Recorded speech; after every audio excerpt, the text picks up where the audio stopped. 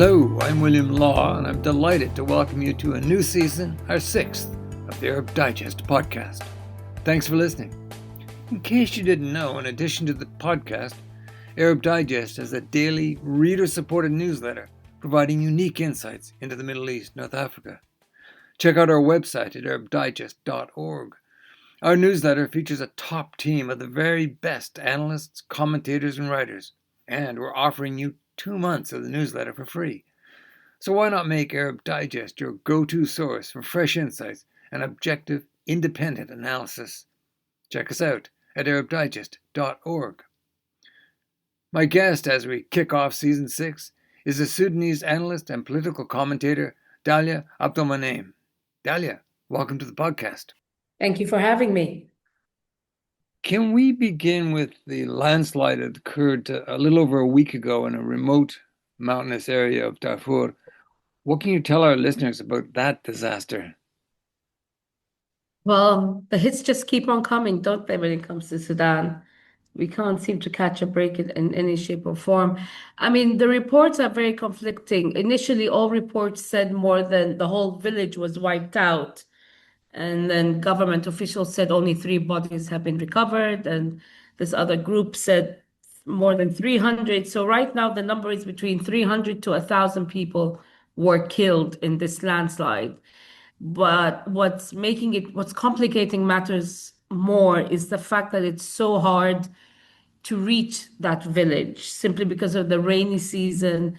I mean, I think aid groups had to use donkeys to be able to reach and see if they can help.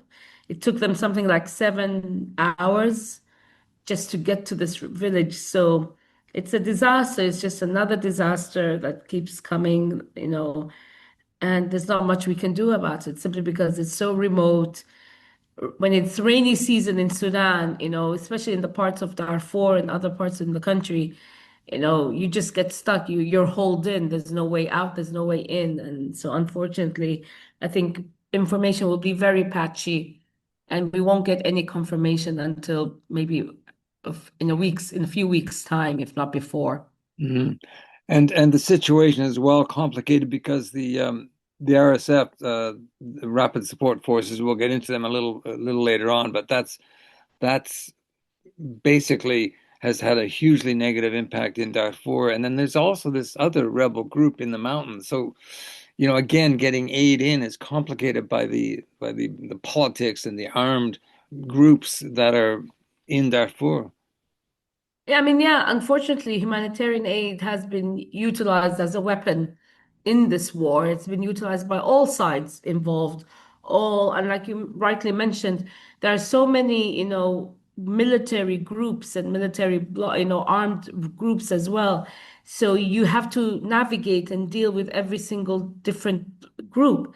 And that just complicates things further because usually in most wars there's 2 sides and you can negotiate. But in this war, so many new groups pop up every day, and one minute they could be pro-SAF, and then they can flip and become pro-RSF, or they can become neutral, and then they don't want to get involved.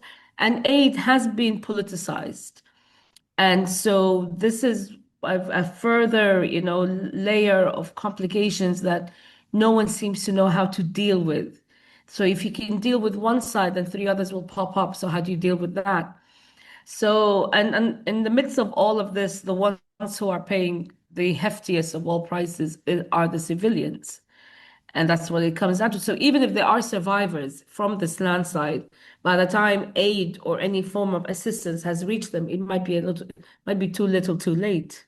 Yeah, yeah, and that civil war in Sudan, now more than 2 years old, it's receiving little coverage in the world's media, and yet it's responsible for the world's largest humanitarian crisis. We're talking about millions and millions of people that have been hugely and deeply affected. But how deep right now is the crisis in Sudan? And why do you think, Dallia, the world just seems to have abandoned the Sudanese people? Oh, wish I had the answer to that, but every day there's something different. First of all, the impact of this war is just unprecedented. I mean, there's no aspect of Sudanese society that hasn't been impacted by this war. The last UN report said that more than half of the Sudanese population will be facing acute hunger or malnutrition. And famine has been declared in several areas of the country for more than a year now. We're a population of between 40 to 45 million. So when you consider the fact that more than half of us are facing malnutrition or hunger or famine, that's a significant number. You're talking about 25 million people. And then you put into consideration the fact that nearly 18 million children have been out of the education system for more than 2 years.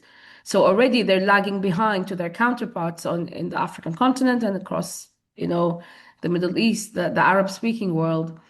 And then that's also compounded by the fact that, like I said, aid has been utilized, has been weaponized in this war. So if it depends on which area you happen to be in, aid will come to you or aid will not be allowed. And like what's happening right now in Al-Fashir, all the aid convoys that have been given assurances, yes, you can go through and aid those who are in the besieged town of Al-Fashir, they get attacked.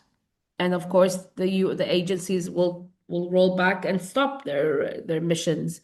And then the number of displaced, I mean, some Sudanese, I think something like 2 million Sudanese have gone back to Sudan. But the one, it's like they come back and the same number goes out because now the war is engulfing in Kordofan, another state, and it's also in Darfur. So you can put out the fire in one area, but then it will light up in some other area. And as to why there's very little media attention, there's a number of reasons. I think number one, it's a question of timing, unfortunate timing. Other wars, other conflicts have taken over media's attention, namely Gaza and to a certain extent Ukraine. Number two, there's also, I believe, inherent bias when it comes to reporting on Africa, as in this continent has always had conflicts, has always had troubles, especially Sudan. Our history is peppered with conflict and war. And it's also in a way, it's an internal, fight struggle between two armies who are both Sudanese. But then you add to that the proxy factor of all these other, regional and neighboring countries that have a hand in what's happening in Sudan.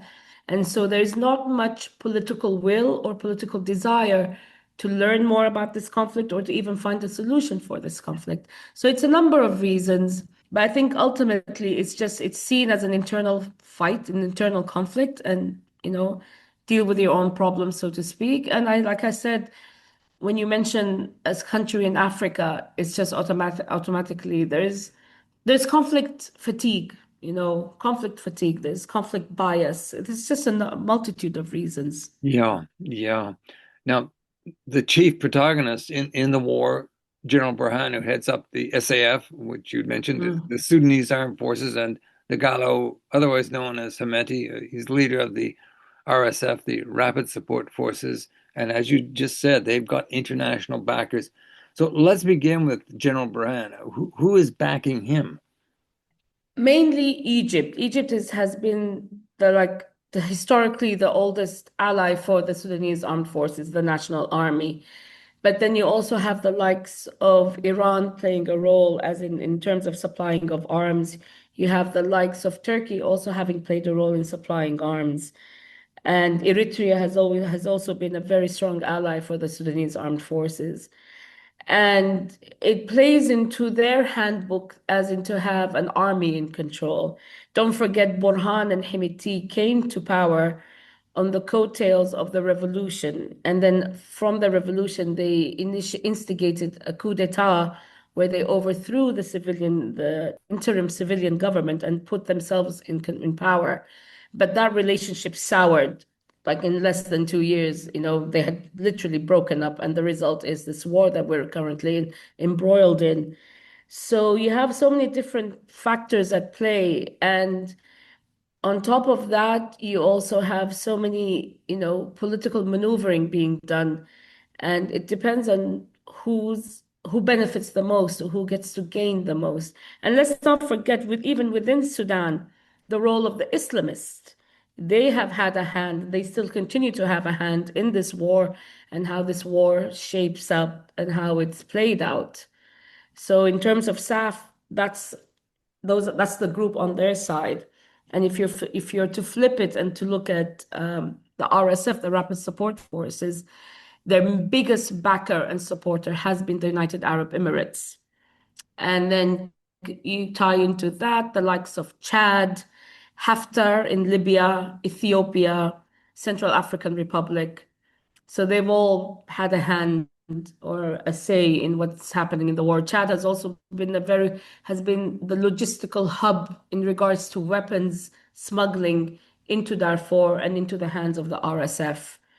And let's not forget, Haftar has also been, he's been supported by the UAE for quite a while. And so has the RSF. They were basically an army for hire.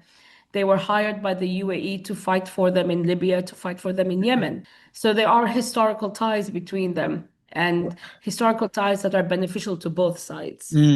Yeah, just to explore a little more of the UAE, what's in it for the Emiratis? I mean, part of it is, as you've touched on, is a kind of a positioning themselves in Africa, but also, as I understand it, the gold trade, the Emiratis very much engaged not just in Sudan, but elsewhere in Africa, but particularly in Sudan. I mean, so much of what is fueling this war goes to the Yeah. gold trade. I mean, what's not for them to gain from Sudan?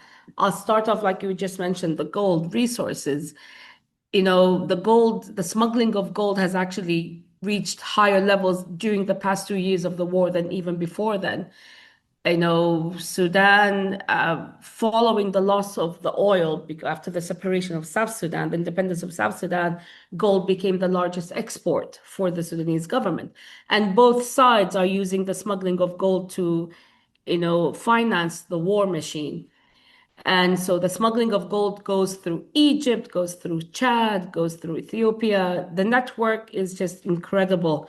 And then all of that gold gets shipped off. I mean, from one report I read, gets shipped off to Belgium, where it kind of gets like a recycling and then comes back to the Dubai market, the UAE market.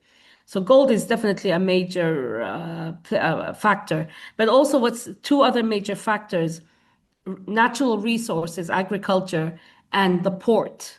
Sudan has on the eastern side, we have access to the Red Sea, and that's a major trading port, major trading passageway for the likes of the UAE and Saudi. I forgot to mention that Saudi is also is a major ally of the Sudanese army. Again, simply for the fact that the Red Sea is a major trade route. And with the likes of the Gulf countries, the Persian Gulf countries, they're desert lands, so they need to secure their future, so to speak. They rely a lot on imports. So they've always done these deals with countries like Sudan and other African countries where they have access to the agricultural land in order to, gain access to these natural resources for their own people. So they've always had these deals, and the Sudanese governments in the past, whether it's al-Bashir government or whether it was Nimeri or whether it's the current, ad hoc government in place, they were always more than willing to siphon off or even sell off parts of Sudan in order to secure their own power, and at the same time, give all these resources to countries that are in need of it. So you have natural resources. Sudan is rich. We have access to the Nile, water, which I was taught in political science class way back when at university, that will be one of the major reasons that people will go to war, water and resources. And that's what we're seeing now. It's basically a new fight for Africa, a new fight for resources. And it's not just Sudan. I mean, you can look at Congo, you could look at so many other countries on this continent where there's all outside factors and outside parties having a huge say in what goes on, what happened recently between Rwanda and Congo. The deal that was struck, it was a resource deal. It wasn't a peace deal, it was a resource deal. And that's where I think, we'll see international politics shift in the next few years. We can see it already, it's being played out in front of us. Yeah, it is indeed. And it's interesting. You mentioned Saudi Arabia, and of course, the Saudis and the Emiratis, they're in competition already in terms of Mohammed bin Salman, his great Vision 2030, competing directly with the economic clout of the Emiratis. And you're right about the ports. You can see those two sides in contestation. But also, what you're talking about is a form of neocolonialism, isn't it? Absolutely. I mean, I don't think we ever left the colonialism aspect of politics or world governance. It's just taken on a new front, a new shape, and a new name, you know. It's all about trade, but it's trade on someone else's conditions of trade. It's not trade that's bilaterally beneficial to all sides. It's beneficial to one entity and a certain group of people who allow that trade to take place. And so there's no trickle down effect. What you have instead is extreme poverty, people even more impoverished than before, and a select few becoming far more richer than anyone can even imagine. I mean, Hemeti is considered to be one of the richest men in Sudan. He was given the largest gold mine by al-Bashir as a thank you for what he did during the Darfur genocide. So can you imagine? So he grew up from being a small-time soldier to being one of the most best armed, best equipped leader of a paramilitary who can easily just hire mercenaries from any corner of the world. You know, I'm pretty sure you must have read about the reports of the Colombian mercenaries who were caught or killed in combat in Sudan. There have also been reports of Syrian mercenaries, Yemeni mercenaries, Nigerian, South Sudanese. The list is endless. So when you have deep pockets, you can reach and you can get as many, you know, as you can have access to so much, and that will just make sure that you continue to stay in power. And he also has so many businesses set up in the UAE. He has fronts. So any sanctions that, they can sanction this or that company, but that company is usually a front for another company. It's an amazing web of control, of power, of manipulation, and it's all legal. That's the kicker. It's all legal. There's nothing that's done illegally. So you can't really, pick out something and say this is happening. I mean, there's been an arms embargo on Darfur since 2003, but still the largest number of arms that are smuggled into Sudan come through Darfur. So how is there an embargo, and where's the penalization of those who continue to violate this embargo? And I'm not talking about individuals. I'm talking about, countries, nations that are members of the United Nations. And we've had so many fact-finding, reports published, and they pinpoint and they tell you so and so, this and that, they're all involved, yet nothing happens. So the international, unfortunately, the political system, the way it's set up these days, nothing, a lot of statements are released, which is wonderful. They look pretty, they sound pretty, they read pretty, but that's it. No actual action is actually taken by anyone or any organization to actually, find a solution. And now, when I talk about this, I don't just mean Sudan. Like I said, there's so many other conflicts in the world where the exact same thing is being replicated. Yeah, but Sudan is your country. It's my country, it's my home, and yeah. I'm one of the many who've been displaced.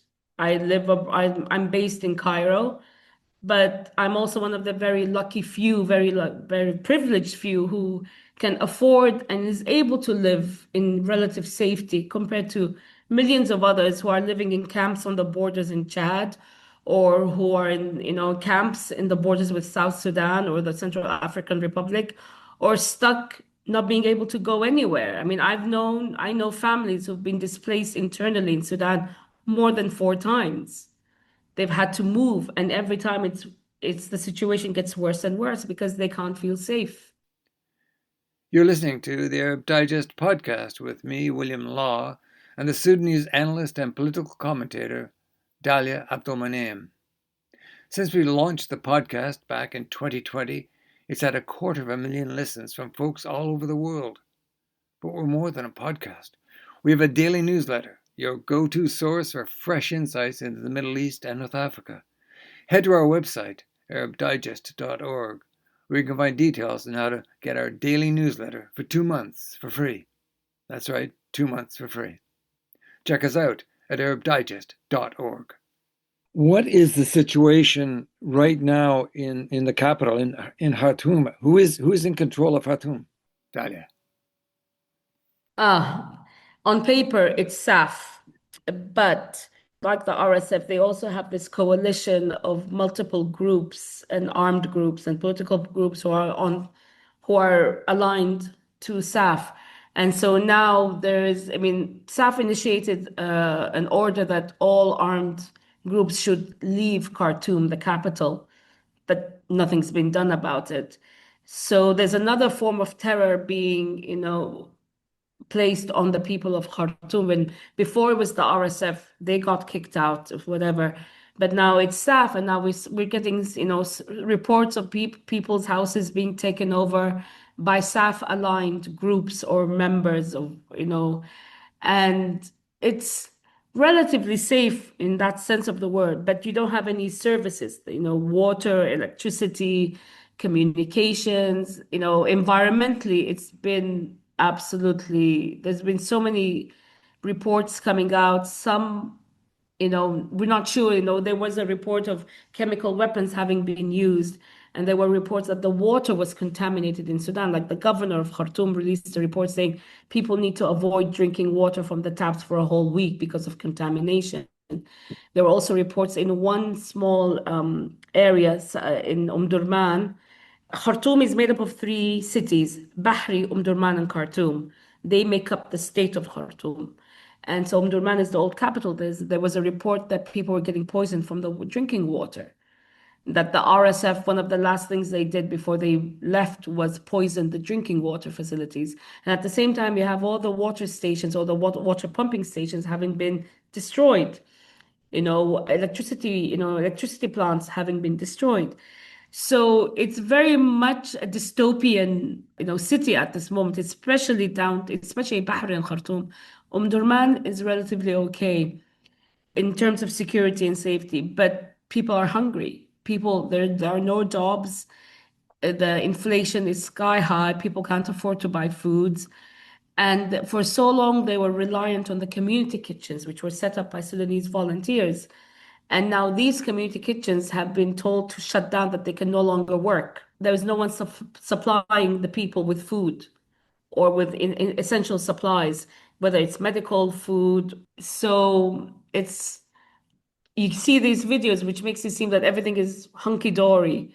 But when you ask people, they tell you we haven't eaten in 2 days, Mm. or we don't have running water, we don't have electricity, and it's rainy season. And there's also the outbreak of cholera, of dengue fever, so many diseases, malaria, things which we somehow, we got over, but they're back again in full force. So it's just, I Yeah, mean, I keep getting asked, when are you going back? And I'm like, I want to go back, but go back to what? yeah, But yeah. yeah, And the situation elsewhere in Sudan, we've touched on Darfur, but where else is fighting ongoing?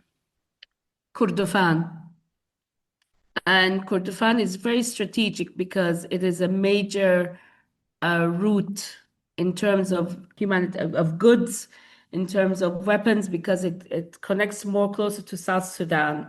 Kordofan is a major route between South Sudan, and then the rest of the central states in Sudan. So there's major fighting happening there. And actually, Kordofan is being severely underreported. 2 weeks ago, more than 50 people died from malnutrition and hunger. And that just wasn't even reported Mm. widely by a lot of agencies and so on. So what's happening there, it's actually, I think, all eyes now on Al-Fashir. Al-Fashir is a major route point from Darfur to Khartoum, and then from Khartoum up to the northern state. And at this end, but Kordofan is something that also needs to be highlighted and spoken about. Okay. I'm looking at, as I'm sure you are, at this war, and you've got these two generals who seemingly have no concern whatsoever for the people of Sudan. The world itself seems to have turned away. I look at Trump. Trump shows absolutely no interest or concern. But what about Europe? What about the UK? I mean, I wonder what these countries should be doing, need to be saying, more importantly, need to be doing to bring this terrible war to a close. In regards to the EU, I mean, I think they're more concerned with Ukraine because it's on their borders, so they're more looking at that. And when it comes to the UK is supposed to be the penholder on Sudan, and David Lammy he did say that his focus in terms will be on Sudan. And I mean, the last thing the UK did was have that meeting in London, which was just a fiasco because Egypt and the UAE were arguing over the use of certain words. And so that meeting just had no meaning whatsoever. Even the statement they released was useless. I don't know. I don't think we should wait for someone to step in and say, okay, I'm going to bring an end to this war. But at the same time, I look at our political, actors, and I'm like, where's the third option? Where's that third option that we can hold on to and say, okay, they are going to lead us. They will be the solution, because neither the RSF nor SAF are the solution. I mean, SAF has a very storied history when it comes to how they've dealt with Sudan, and the RSF is a militia that has raped, killed, massacred, Sudanese. So we need that third option to pop up, and this is where the civilian bloc comes in. They need to be more organized. They need to be more unified. So when they approach the international community, they are like, "This is us. This is one bloc. It's made up of trade unions, students, youth, women, political groups, and this is what needs to be done." So until that step is taken by the Sudanese actors, I don't think there will be any valid interest or valid play by anyone in the international community to find an end to this war. It's a tough situation, and you as Sudanese, and as you say, you can't go back to your country. The Sudanese people they secured a revolution, didn't they? They wanted democracy. It's been denied, and I look at the outside players, and I think no pressure being brought to bear on them. Absolutely. Yeah, I mean the revolution, when we went out in protests, we had one goal and we knew what we wanted. It's not We never wavered from our demands, even after the political compromise was made on June 30th, 2019. We always used to say that the army should go back to the barracks. That's where the army should be. The army has no say in government, or the army's job is to defend us, not to rule us, not to kill us. Unfortunately, like you said, so many outside actors did not want that to happen. And this is not our first revolution. We've had revolutions before. And all of them successfully overturned the government in power, but they never lasted. We were never given the chance nor the opportunity to continue down that road of, civilian rule. I'm not even going to say democracy. I'm just going to say civilian rule, where we're all represented by we're a country made up of so many different groups and ethnic groups and religions, and no one has ever represented the whole country.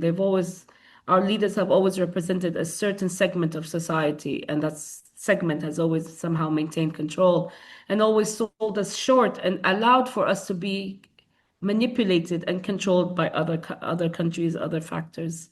Mm. Well, okay, Dallia, let's leave it there, and let us hope that the future for the Sudanese people does begin to improve. And I thank you for taking the time to talk with me. Thank you, Bill. I enjoyed this conversation we've had.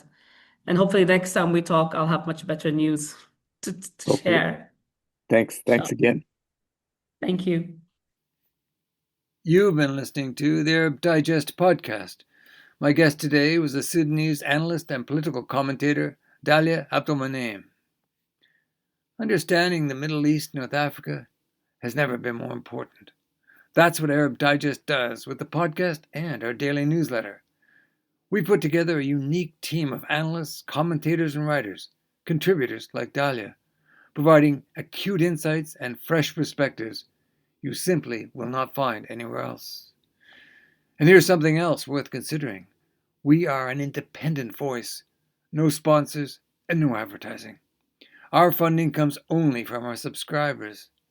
If you'd like to support that independent voice and plug into everything Arab Digest has to offer, head to our website at arabdigest.org, where we have a free 2-month trial to the newsletter on offer.